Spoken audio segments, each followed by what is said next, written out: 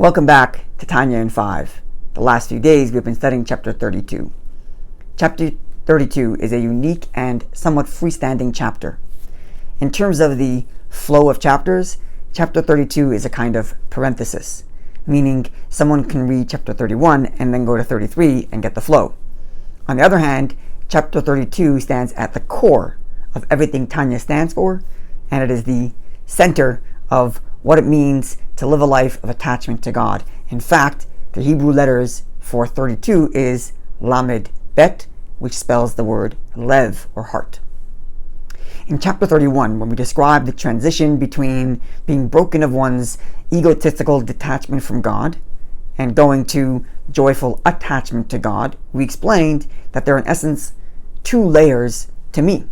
There is the selfish exterior shell, and then there is the godly soul that is concealed within that shell. And the challenge, therefore, is to allow the godly soul to emerge forth from behind its shell and to express its attachment to God, and through there gain confident joy.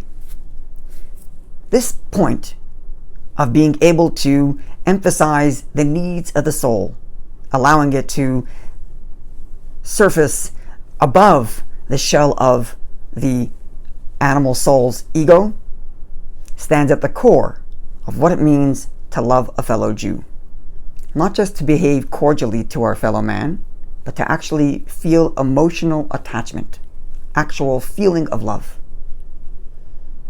You see, if in my own personal life, what I value is the body and its needs, then inevitably, everybody else is in competition with me. My needs are in one way or another competing with somebody else's needs.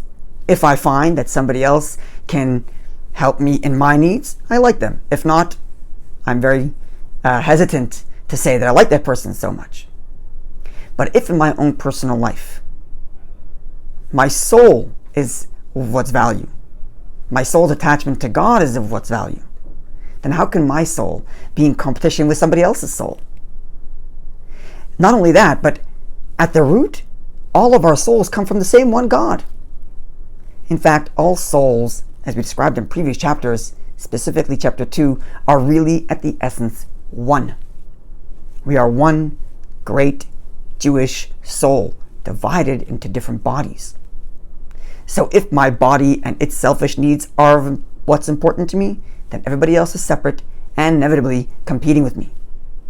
But if my soul and its desires are what's important to me, then every other soul is complementary to me. Now, it is true that when I see something negative in somebody else, I am not supposed to like that. In fact, our sages urge to despise the negativity that we see in somebody else.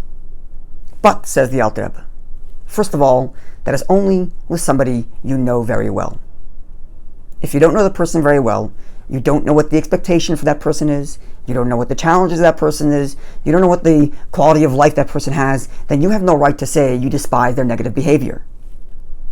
If the person is close to you, and you understand that for this person it's inappropriate to have done such a negative behavior, then you may despise that negative behavior. That's number one. Number two, even as you despise the person's negative behavior, this person also has a godly soul, and that godly soul deserves love. Moreover, think of the pity on this godly soul trapped in your fellow man, your friend, who has behaved so terribly. But for someone whom you don't know, just because you see that they're behaving negatively does not give you the right, God forbid, to despise them in any way. In fact, to quote the exact words of the Alter Rebbe, one should extend thick cords of love. Just shower them with love. And perhaps this person will return to a path of Judaism. And if they don't, not my business. My job is to shower my fellow Jew with love, love, and love. Because all I see in them is a godly soul. Because the only thing that matters to me in my own personal life is my godly soul. The takeaway from all of this is, if we are on a path of attachment to God, and we're trying to live a more elevated spiritual life that surrounds the soul, then we need to examine, how do I treat my fellow man? Do I see somebody else's spiritual successes as a threat to mine?